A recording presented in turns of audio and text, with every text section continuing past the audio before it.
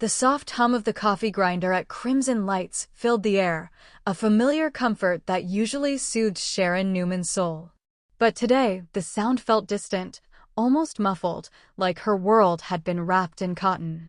The scent of roasted beans drifted past her, and yet, she didn't smell it.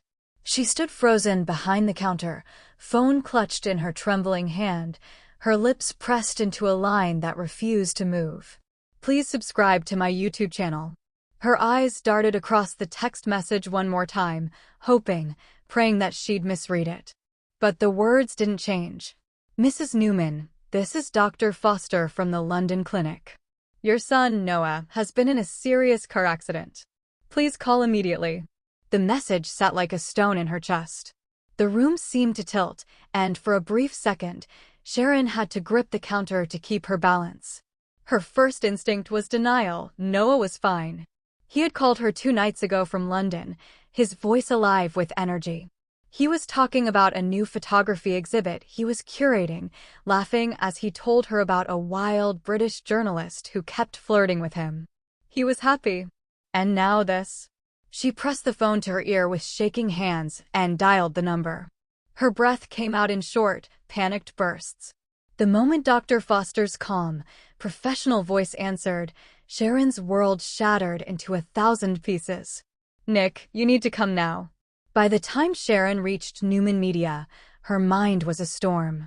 She didn't remember the drive there. She barely remembered locking the doors at crimson lights. All she could think was Nick needs to know. I can't do this alone. She rushed through the revolving glass doors, her steps echoing across the marble floor. The receptionist started to speak, but one look at Sharon's pale face silenced her. Sharon's eyes were red-rimmed, her usually steady demeanor replaced by raw panic.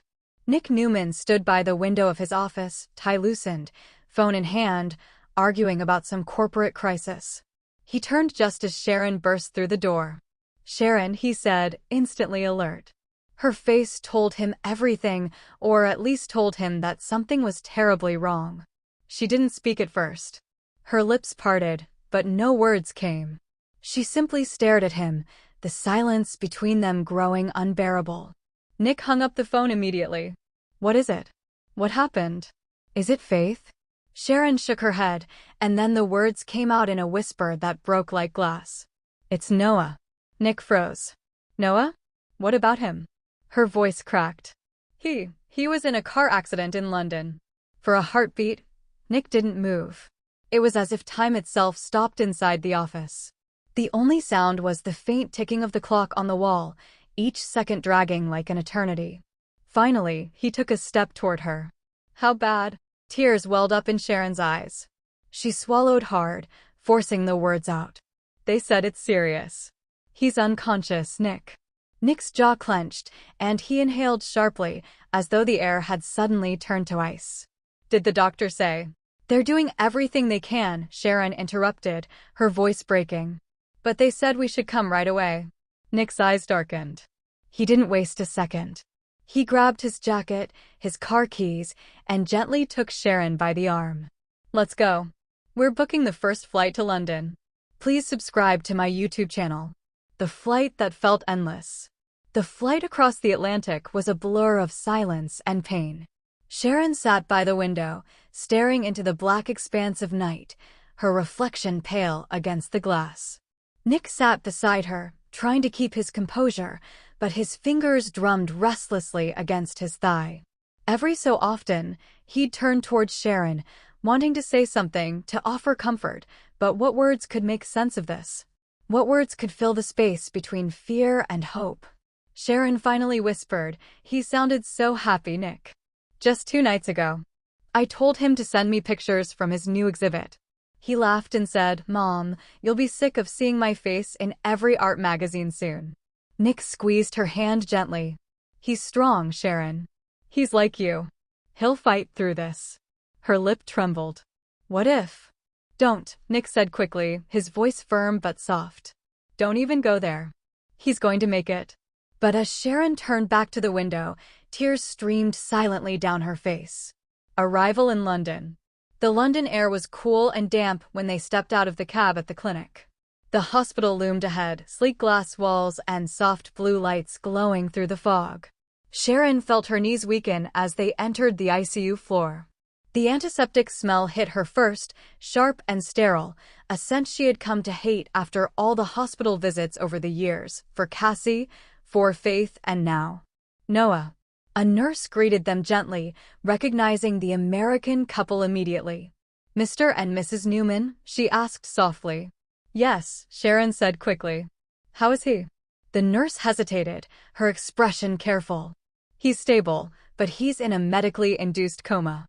The doctors believe it's the best way to help his brain heal." Sharon's hand went to her chest.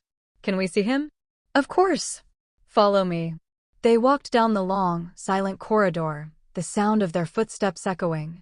When the nurse finally opened the door, Sharon gasped. Noah lay motionless in the hospital bed, his face pale against the white sheets. Bandages wrapped around his head, and a brace encircled his neck. Machines beeped softly beside him, monitoring every breath, every heartbeat. Sharon moved closer, her fingers trembling as she brushed a lock of hair from his forehead. "Oh, baby," she whispered. "It's Mom." "I'm here." Nick stood behind her, his face pale, eyes glassy. He placed a hand on Sharon's shoulder and whispered, "He's going to come back to us." But the silence in the room answered for him, a silence that felt heavy, infinite, and terrifying. Memories of laughter. As hours turned into a blur, Sharon refused to leave Noah's side. She sat by the bed, holding his hand, whispering stories to him, memories meant to pull him back. "Do you remember the first time you tried to teach me about photography?" she murmured, her voice tender. "You couldn't have been more than 10. You kept saying, 'Mom, lighting is everything,' and then you made me pose by the kitchen window while you used Dad's old camera." Nick smiled faintly from the chair by the window. "He took a good shot, too. You were laughing." "Please subscribe to my YouTube channel." Sharon glanced back, her eyes soft. "He's always been the artist. The dreamer." Nick nodded. "Yeah, he got that from you." The beeping of the monitors continued, steady but haunting. Each beep was a heartbeat, a lifeline. And then Sharon leaned closer, whispering again, "You've got too much left to do, Noah. Too many stories to tell through that camera of yours. You're going to wake up, okay? You have to." Victor and Nikki's arrival. The next day, as the pale London sun filtered through the blinds, a familiar commanding voice broke through the quiet. "Where is he?" Nick looked up to see Victor Newman, followed closely by Nikki, entering the room. Sharon stood, startled but relieved. "Victor, Nikki." Victor's expression softened as he took in the sight of his grandson. His usual steel demeanor faltered, and for a moment, the great Victor Newman was simply a grandfather in pain. He placed a hand on Noah's shoulder. "He's a fighter," he said firmly, though his eyes betrayed the worry beneath. "He's a Newman. He'll get through this." Nikki wrapped an arm around Sharon. "You've been so strong, sweetheart. He's lucky to have you both here." Tears slipped from Sharon's eyes. "I just want him to open his eyes." Victor's gaze shifted to Nick. "What happened, son?" Nick exhaled slowly. "They said it was a hit and run. He was crossing a street near the gallery after closing.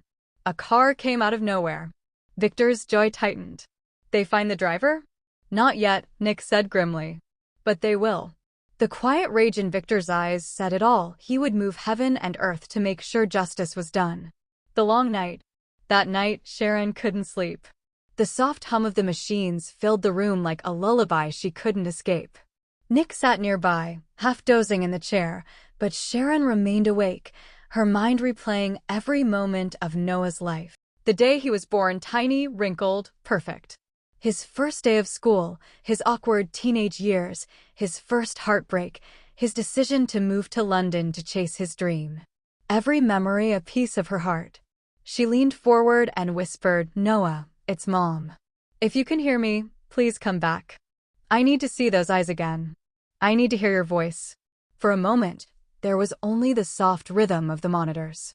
But then, one of the machines beeped differently. Sharon's breath caught. Nick stirred. "What's wrong?" I think something's happening," Sharon said, eyes wide. The monitor's rhythm shifted, slightly faint, but there. A flicker of hope. Nurses rushed in, checking readings, whispering to each other. One of them smiled gently. His vitals are improving. This could be a good sign. Sharon pressed a hand to her mouth, sobbing quietly. Oh, thank God. Nick stood behind her, his arm around her shoulders. He heard you, he whispered. He's fighting his way back. Please subscribe to my YouTube channel. The Awakening. It was 3 days later when Sharon awoke in the chair by Noah's bed, her neck stiff from sleeping upright. She rubbed her eyes, squinting at the morning light, and then froze. Noah's hand twitched. Her heart skipped a beat. She leaned forward, holding his fingers gently. Noah? Honey? His eyelids fluttered once, twice, and then slowly opened. His gaze was hazy, unfocused, but alive. Tears streamed down Sharon's cheeks. You're awake. Nick was at his side in an instant, his voice thick. Hey, bud. You scared the hell out of us. Noah blinked, his voice a hoarse whisper. Mom? Dad? Sharon laughed through her tears. Yes, sweetheart. We're here. He tried to smile, his lips curving weakly. What happened? You were in an accident, Nick explained softly. But you're going to be okay. Noah nodded faintly, his eyes drifting closed again. I saw a light, he murmured. And then I heard Mom's voice. Sharon pressed his hand to her cheek, whispering, That's because I never stopped calling you back. Days of healing. Over the next week, Noah slowly began to recover. He couldn't remember much about the crash, but the doctors were optimistic. Physically, he'd heal with time. Emotionally, well, that would take longer. Sharon stayed by his side every day, her maternal instincts stronger than ever. Nick balanced between calls with Newman Enterprises and hours at the hospital, refusing to leave until Noah could sit up on his own. Victor arranged private security for Noah, determined to find the driver responsible. Nikki, ever the nurturer, brought homemade soup from the hotel kitchen and fussed over everyone. Through it all, one thing became clear. Tragedy had once again reminded the Newmans what truly mattered. Back home. Weeks later, when Noah finally returned to Genoa City, the whole family gathered at the ranch. Faith hugged her brother tightly, refusing to let go. Mariah and Tessa brought flowers. Even Adam showed up quietly, nodding at Sharon and Nick in a rare moment of unity. As the sun set over the Newman estate, Sharon stood on the porch with Nick, watching Noah laugh with his sisters. He looks good, Nick said softly. Sharon nodded. He's been given another chance. We all have. Nick turned toward her, eyes softening. You handled everything with so much strength. I don't know how you do it. Sharon smiled faintly, her voice trembling with emotion. A mother's love doesn't stop, not for fear, not for pain. It just keeps going. Nick slipped an arm around her shoulders. And thank God it does. Because it brought our son back. Sharon leaned into him, her heart full of gratitude and relief. For the first time in weeks, she could breathe again. As she looked toward the horizon, painted in gold and rose, she whispered a silent prayer of thanks. Because life had nearly taken her son away. But love had brought him home. Subscribe the channel to get such videos.